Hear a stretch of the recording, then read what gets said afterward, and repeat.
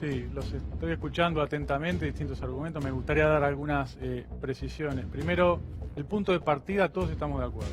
Nos gustaría que los docentes ganaran más, nos gustaría que las escuelas estuvieran mejor.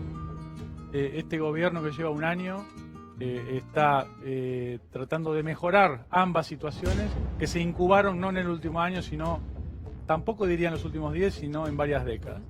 Esta dirigencia gremial, suscribo la reflexión de María Julia, esta dirigencia gremial hace política, no está defendiendo los intereses de los docentes y es la que fue condescendiente, por lo menos en los últimos 15 años, que hace que están al frente de sus gremios, y fueron condescendientes con este deterioro generalizado de la educación.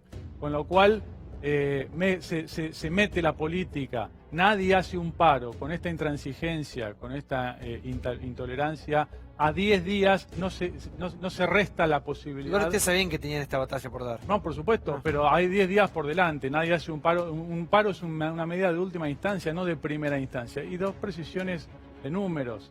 Yo corroboro lo que dice Johnny oficialmente, con la estadística oficial. El salario promedio docente es de 19.000 pesos.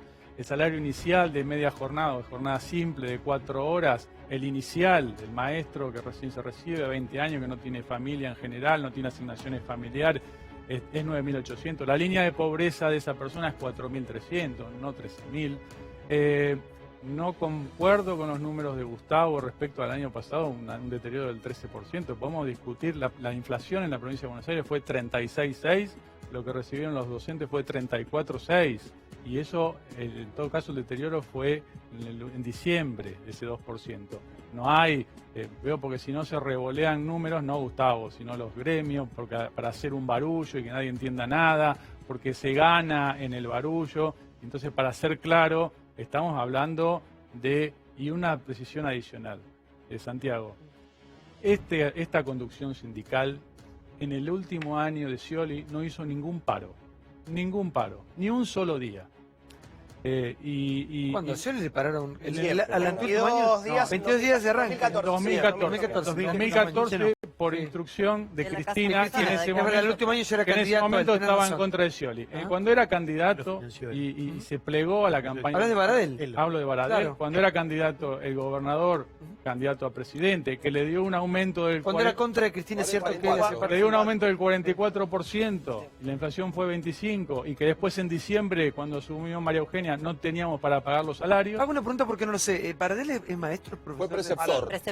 Fue preceptor, perdón. Pero nunca dio clase. Siempre Nunca dio clase. fue el titular, empezó gremialmente como titular del SUTEBA Lanús, y bueno, fue escalando en la... Facundo Moyano nunca trabajó en una cabina de peaje. ¿Sabes cuál es el problema? ¿Cuál es el problema? No, pero está defendiendo sí algo muy serio, muy delicado. Discúlpeme. No, para ver el ingrediente político que siempre hay en estas acciones gremiales, que repito, son recursos de primera instancia, no de última instancia, que dan los alumnos de RN, los maestros, no están pensando en la calidad educativa, y cómo se ve que en 2015, año electoral, con un ajuste salarial que después no se podía pagar, porque si no, nada sería más fácil para nosotros, Santiago, para María Eugenia, para el ministro de Trabajo, para el gobierno, darnos la mano con Baradel, con todos los representantes gremiales, festejar, el lunes empiezan las clases, dar un aumento del 40% y en mayo nos pagamos los sueldos. ¿Usted plantea esto como una Si extorsión? no, tengo que venir en abril a explicar por qué aumentamos los impuestos. ¿Una extorsión? ¿Impuestos ya no pueden cobrar más, ministro? Por eso, entonces, como no podemos, nosotros no pagamos con nuestro, estamos pagando con dinero público, entonces tenemos que arbitrar esa tensión. ¿Sí? Ahora, pero uno piensa, ¿no? Utilizando el sentido común, la educación es todo, porque dentro de 15, 20 años, cuando a estos pibes les falten estos días de clase, sí, en su formación, un derecho que es de ellos, no importaba si en este momento estaba Baradel negociando, estaban ustedes, quién estaba, son días que le faltan.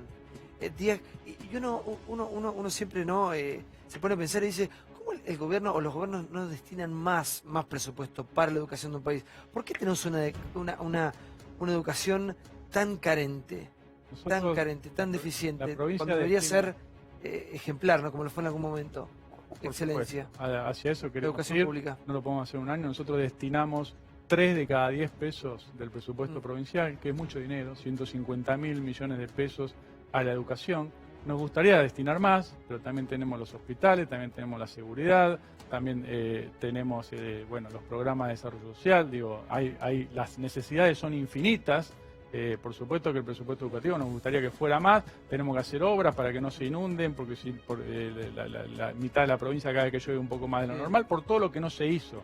Entonces estamos arbitrando esa tensión, navegando en la escasez, y en ese marco le decimos a los docentes, no vas a perder. Pero ministro, vas a ganar. Lo que empiezan a decir, acá nos preguntamos, no vamos a negociar más. ¿Qué va a pasar?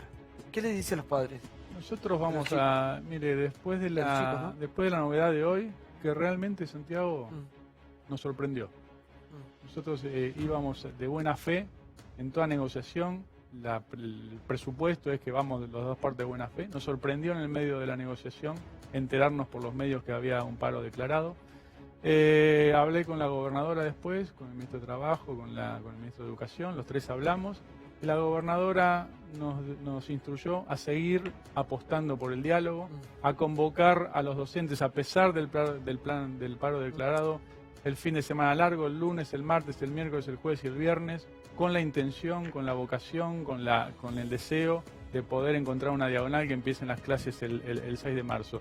Y esa va a ser la actitud del gobierno de acá hasta que empiecen las clases. Y si no empiezan las clases, el 6 también los vamos a convocar, y el 7 también, y el 8 también, así hasta poder destrabar esta situación.